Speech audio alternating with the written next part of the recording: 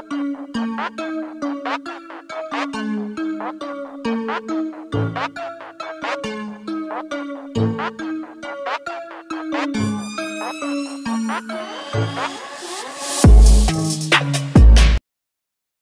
à tous, bienvenue sur Offside. Donc on va décrypter ensemble le match nul des Gunners obtenu à Leeds face à Leeds United hier après-midi. Donc on va reprendre ensemble déjà la compo du match. Donc on est parti sur un 4-2-3-1 ou enfin un 4-3-3 en tout cas avec Willock en 10. Ça fait plaisir. Arteta s'est rendu compte qu'en effet il y avait un manque de créativité dans cette interligne entre les milieux et les attaquants. Il a essayé d'y remédier en changeant son schéma tactique et en mettant un joueur à ce poste-là, donc en l'occurrence Joe Willock. C'est un joueur qui est beaucoup décrié. Moi, c'est un joueur que j'affectionne, que je suis depuis quelques années, là, depuis qu'il est dans l'académie, etc. Je pense que c'est un joueur qui a des qualités. De toute façon, on a pu les voir en Europa League, où il a eu des statistiques assez intéressantes. Certes, contre des équipes moins fortes. L'Europa League, c'est pas la première ligue, on le sait. Mais j'ai trouvé Joe Willock très intéressant. Donc j'étais assez content de voir qu'Arteta tenter ce nouveau schéma tactique et en plus intégrer Joe Willock pour ses premières minutes et sa première titularisation en PL. Pour ce match, qu'est-ce qui a pêché? Qu'est-ce qui a fait qu'on n'a pas réussi à produire du jeu? Qu'est-ce qui a fait qu'on a fait match nul? Pour moi, déjà, un problème de justesse technique. Que ce soit en première mi-temps ou en deuxième mi-temps. On y reviendra après sur la seconde mi-temps parce qu'il y a eu des faits de jeu un peu particuliers.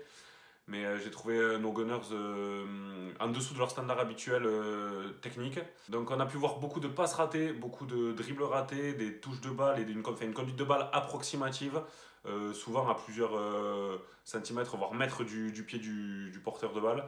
On n'a pas l'habitude de voir nos Gunners aussi faibles techniquement et c'est vrai que je pense que déjà c'est un début d'élément de réponse. Alors, est-ce que c'était la fatigue? Est-ce que c'était la pelouse? C'est vrai qu'on a pu voir beaucoup de glissades aussi de part et d'autre. Alors, je parle de nos Gunners sur un problème de justesse technique, mais je trouve que Leeds aussi a eu du mal à ce niveau-là. Moi j'avais l'impression vraiment beaucoup sur cette première mi-temps qu'on avait affaire à un match de division inférieure avec énormément de gestes simples ratés. J'ai eu aussi l'impression que nos joueurs étaient très limites physiquement. Alors, est-ce que c'est d'avoir enchaîné les matchs à la trêve, pendant la trêve internationale ou tout cet enchaînement des matchs, est-ce que ça y joue? Peut-être. C'est vrai que je les ai trouvés très fatigués. On a pu voir un joueur comme Willian sur les rotules à la mi-temps déjà. Je ne sais pas si c'est une question de fatigue ou une question d'envie, mais dans tous les cas, c'est problématique. Et je pense que ça participe au fait que nos joueurs ne produisent pas un jeu efficient et un jeu offensif, enfin bref, un jeu tout court. Pour moi, c'est cette question on va dire ces 3 points de justesse technique, cette question de fatigue physique et cette question d'envie. Parce que pareil qu'au dernier match contre Aston Villa, où j'avais à aucun moment ressenti que les joueurs d'Arsenal avaient l'envie et la possibilité de revenir dans le match une fois menés, là j'ai eu l'impression qu'à aucun moment, à part peut-être en fin de match, on a pu se procurer des occasions, ou en tout cas moi j'ai ressenti cette envie d'aller essayer, d'aller scorer, d'aller marquer, cette envie d'aller vers l'avant. J'ai vraiment eu l'impression d'un match de division inférieure. Voilà, pour moi, c'est le mot, quoi. C'était stérile, comme d'habitude. Maintenant, on va reprendre un petit peu le match. Donc, pour revenir sur Joe Willock, comme j'ai pu l'expliquer auparavant, on va revenir sur le fait que Joe Willock était numéro 10 dans ce match. Enfin, en tout cas, occupait cette place de milieu offensif, de lien entre les attaquants et les milieux. Moi, je trouvais ça intéressant qu'il soit mis à ce poste-là. J'en attendais beaucoup avant le match. J'ai été déçu. Willock très juste. Statistiquement, il n'a pas touché beaucoup de ballons. On n'a pas réussi à le trouver. Alors, est-ce que c'est lui qui n'a pas réussi à se démarquer, à se placer entre les interlignes, ou est-ce que c'est nos autres joueurs qui n'ont pas réussi à le trouver, peut-être par manque d'habitude de jouer dans ce schéma-là? Je ne sais pas, je pense un peu des deux honnêtement, parce qu'il y a des fois où je le trouvais plutôt bien placé, où les passes ne lui arrivaient pas, et d'autres fois où des fois je me questionnais sur ce poste-là, où je sentais qu'il était un peu perdu à ce niveau-là. Alors est-ce que c'est la pression aussi de sa première titularisation, de savoir qu'il devait prouver à ce match-là? Je pense que c'est un peu un cocktail de tout ça. Mais malgré tout, je retenterai en tout cas ce schéma-là. Joe Willock ou pas, je ne sais pas, mais en tout cas, je continuerai dans ce schéma tactique-là, à savoir de jouer avec 3 milieux, pour apporter un peu plus de lien entre les attaquants et nos milieux, parce que pour moi, c'est là qu'on pêche le plus, dans cette zone de créativité-là. Donc maintenant, on va parler de Pierre-Emerick Aubameyang. Pierre-Emerick Aubameyang utilisé dans son poste préférentiel, à savoir d'attaquant axial, là où... pour moi, je pense qu'il est le plus performant, parce que c'est vraiment ses qualités de finition, on les connaît. Face au but, c'est un tueur au bas. Donc voilà, moi j'en attendais aussi beaucoup à ce niveau-là. Après, on sait qu'Aubameyang, balle au pied, bon, c'est pas là qu'il excelle. Pour moi, c'est vraiment un one-touch player ou un finisseur exceptionnel. Pour moi, c'est là qu'il est le meilleur, en tout cas quand il faut finir les actions ou le jeu sans ballon, les appels qu'il peut effectuer. Mais c'est vrai que quand on arrive à le trouver dans les pieds, bon, je le trouve pas forcément très intéressant dans cette position-là. Il a touché quelques ballons, moi je l'ai trouvé un peu, j'en attendais plus. Après, bon, il peut pas non plus inventer des gestes et aller marquer le but tout seul. Et du coup, Aubameyang, voilà, j'étais un peu déçu aussi d'Arteta qu'il essaie pas de faire entrer à un moment donné Lacazette dans ce match. Parce que bon, Lacazette, il faut quand même le rappeler, pour l'instant, c'est quand même notre meilleur buteur en première ligue chez les Gunners, avec moins de minutes jouées que beaucoup d'autres joueurs. Et je pense que dans ce genre de configuration-là, surtout en seconde mi-temps, du coup, je vais revenir après dessus, l'exclusion de Pépé, je pense qu'il aurait pu nous faire du bien, apporter un peu de solidité et savoir garder les ballons. Voilà, parce que je pense que c'est une de ses qualités principales à la Lacazette, le jeu dos au but, et je pense qu'à ce moment-là, il aurait pu faire du bien. Voilà, j'aurais aimé le voir, bon, mais c'est les choix d'Arteta, et voilà. Donc ensuite, je vais revenir également sur le manque de Partey. Thomas Partey qui a été blessé dans le match contre Aston Villa, donc il était sorti à la mi-temps, si vous vous rappelez bien. Moi je trouve qu'il a manqué à Partey, donc il n'était pas parti avec le Ghana à la trêve internationale pour justement se reposer et pouvoir jouer contre Leeds, ça n'a pas été le cas. Et moi je trouve qu'on a clairement eu un manque de Thomas Partey. Thomas Partey, on sait le milieu que c'est, on sait les qualités qu'il a. Il fait énormément de bien et je trouve que bon, il a manqué aujourd'hui, mais on ne peut pas de toute façon se reposer sur un seul milieu. Mais en même temps, un milieu qui a un profil comme Partey, un profil un peu de box-to-box, un profil de joueur qui a la grinta en fait, et ben c'est Guendouzi pour moi. Et Guendouzi, moi je persiste à penser et à dire que c'est une erreur de l'avoir prêté. En tout cas, après on ne sait pas ce qui se passe en interne, il y a sans doute eu des erreurs des deux côtés, que ce soit du clan Guendouzi ou du clan Arteta. Je comprends qu'Arteta ne peut pas se faire marcher dessus par ses joueurs, mais je regrette, en tout cas, je trouve regrettable, même si je ne suis pas juge de la situation, qu'il n'y ait pas pu avoir d'entente entre les joueurs, de consensus, afin que Guendouzi, en tout cas, ait pu rester dans nos rangs. Parce que j'ai regardé un peu à la trêve internationale tous nos Gunners, hein, et c'est vrai que Guendouzi a été très très bon avec l'équipe de France, notamment dans ce match contre la Suisse. Je ne sais pas si vous l'avez vu, je vous conseille d'aller le voir, le résumé. En tout cas, Guendouzi qui a été très fort et sur le but final, c'est lui qui donne, celui qui fait tout en fait pour le but final, le but qui permet à l'équipe de France de prendre la première place du groupe. Donc voilà, félicitations à Guendouzi en tout cas. J'espère qu'il va continuer comme ça et qu'il va réussir à retrouver un bon niveau de jeu et pourquoi pas plus tard revenir dans notre équipe parce que c'est vrai que des joueurs comme ça, ben, pour moi, c'est des joueurs, ces joueurs-là qui ont le fighting spirit, qui sont prêts à tout donner pour le club, quitte à des fois eh ben, déborder mentalement, hein, comme ça a pu être le cas, cette grinta. Je trouve ça dommage de ne pas les avoir dans nos rangs. Moi j'adore ces joueurs en tout cas. Ensuite, pour continuer le bilan un peu individuel de nos joueurs, Saka. Saka qui est rentré en jeu à la 57e à la place de Joe Willock. Saka qui a fait une très bonne rentrée, qui a été clairement pour moi un des gunners les plus en vue du match. Pourtant avec moins de minutes de jeu que les autres. Il a su se procurer des occasions. Bon, certes, même si voilà, moi je pense qu'il doit finir l'occasion qu'il a, ce face-à-face. Mais bon, voilà, c'est le foot, c'est compliqué bien sûr. Mais en tout cas, quel jeune intéressant et quelle pépite. Saka, il faut le garder, il faut continuer à le faire jouer. Et c'est un super joueur. Alors pourquoi il n'a pas été titulaire?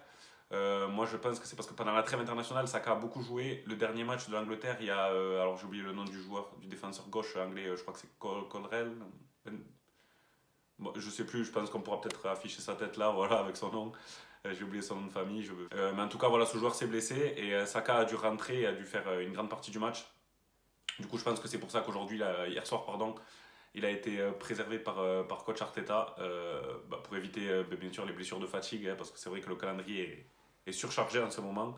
Donc voilà, bon, ça a été un des Gunners les plus en vue. Malheureusement, ils sont sur blessure à la 93e, remplacé par Maitland Niles. J'espère que la blessure n'est pas trop grave. À ce jour, je n'ai pas eu d'infos sur la blessure encore. Mais j'espère que c'est pas trop grave. Et si jamais j'en ai avant que la vidéo ne sorte, je vous mettrai en description ce qu'il en est pour Bukayo Saka. Donc on espère rien de grave parce que ça serait vraiment une terrible perte pour Arsenal. Donc maintenant, j'ai envie de revenir sur Pépé. Voilà, le gros fait de jeu. Alors les deux gros faits de jeu, j'ai envie de dire, qui ont nécessité l'intervention de la VAR. Donc Nicolas Pépé avec, qui s'est fait piéger, j'ai envie de dire, par le défenseur de Leeds. Pépé qui s'est fait piéger parce que des duels comme ça, il y en a tous les matchs en première ligue. Avec des mains qui se trimballent, des tirages de maillot, etc. Et je pense qu'il faut savoir garder son sang-froid. Des cartons rouges comme ça, maintenant on sait qu'avec la VAR, il n'y a plus d'échappatoire possible, ça sanctionne. Et dans un match où on était déjà en difficulté, je pense que là, Pépé, pour moi, il a quand même une part de responsabilité. C'est-à-dire que c'est un joueur professionnel. Pour moi, c'est une faute professionnelle de craquer comme ça à ce niveau-là. Voilà. C'est ce que j'ai à dire sur Pépé. Il n'y a pas d'excuse. Hein. Le rouge est mérité. Il a craqué. Au-delà de pénaliser l'équipe sur ce match, il se pénalise également à lui-même et nous pénalise aussi sur les prochains matchs. Surtout que c'est dommage parce que je trouvais que Pépé faisait plutôt un bon début de match. Nicolas Pépé, enfin en tout cas jusqu'à cette exclusion, il arrivait à provoquer, il a pu se montrer dangereux sur une frappe ou deux. Bon, il manquait toujours quelque chose, hein. Pépé on le sait, il manque toujours quelque chose, il dégage de la nonchalance. Mais je trouvais que sur ce match, il était loin d'être le plus mauvais des Gunners. Donc je trouve ça vraiment dommage pour lui et surtout pour l'équipe. Dans la seconde intervention par rapport à la VAR que j'ai à faire, c'est sur le non-penalty d'Aubameyang. Donc sur un beau mouvement des Gunners, un des rares beaux mouvements des Gunners, Aubameyang qui arrive à se mettre en position de frappe, le défenseur de Leeds qui tacle, alors ça lui touche le pied, ensuite ça arrive sur son bras, sur sa main.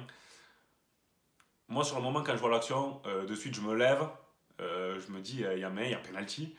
Et bon après bon, il y a cette fameuse règle qui dit que si le ballon a d'abord touché un membre jouable en fait du défenseur, membre avec lequel on peut jouer, c'est-à-dire tout sauf les mains du coup, et que le ballon va ensuite sur la main ou sur le bras du joueur, il n'y a pas même.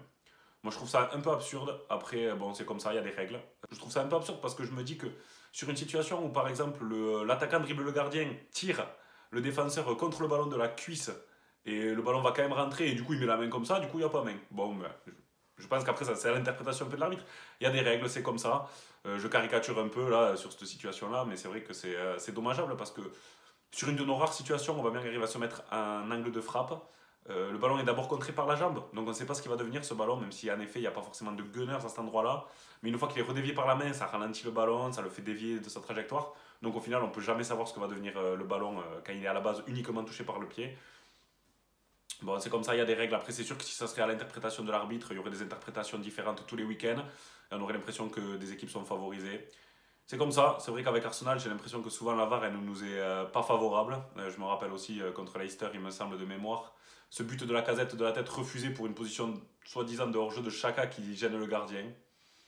Bon, c'est comme ça, on fait avec, mais de toute façon, ces matchs-là, il ne faut pas les gagner en comptant sur la VAR, en comptant sur des faits de jeu. On doit les gagner juste en étant bon dans notre jeu. Donc bon, je me dis tant pis, et on a eu de la chance surtout de ne pas se faire punir quand on voit la domination qu'a eu Leeds dans le match. Ils ont tiré, il me semble, 3 fois sur les poteaux, si c'est pas 4, mais il me semble que c'est 3. Leno nous a sorti des arrêts incroyables, encore une fois. Merci Leno. Voilà, moi, je me dis que quand même, on doit faire vraiment mieux dans ces matchs-là. On ne peut pas compter vraiment que sur des faits de jeu. Sur mes tops et mes flops, donc mes tops, ça va être Leno, bien sûr, qui a été incroyable. Ceballos, moi, j'ai pas forcément parlé de nos milieux aujourd'hui. Que je n'ai pas trouvé mauvais. Je n'ai pas trouvé bon, mais je n'ai pas trouvé mauvais. Pour moi, Ceballos a été un des joueurs les plus en vue, en tout cas aujourd'hui, même s'il y a eu des erreurs, comme tous, parce qu'aujourd'hui, ça a été, voilà, comme je le disais tout à l'heure, techniquement très très moyen. Mais je trouve que Ceballos, c'est peut-être un de ceux qui a tiré son épingle du jeu. Nos deux latéraux, Bellerin et Tierney. Alors Tierney, j'ai trouvé excellent. Bellerin aussi a été bon, moins médiatisé du coup sur ce match. Mais si on regarde au niveau des statistiques, si on regarde au niveau du match en lui-même, je trouve que nos deux latéraux ont été bons et ont su apporter offensivement. Et pour mes flops, donc Willock, malheureusement, j'en attendais beaucoup. Je suis très déçu parce que moi, c'est un jeune que j'apprécie énormément. Mais c'est vrai qu'il a été en difficulté dans ce match et il ne nous a pas apporté à ce poste-là, poste dans lequel il faut être vraiment créatif et dans lequel il faut apporter.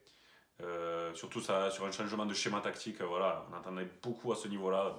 J'ai été déçu. Donc à persévérer, à faire mieux pour les prochaines fois. Moi je suis sûr que c'est un jeune qui a du talent en tout cas et j'attends d'en avoir plus. Autre flop, Nicolas Pepe, son exclusion.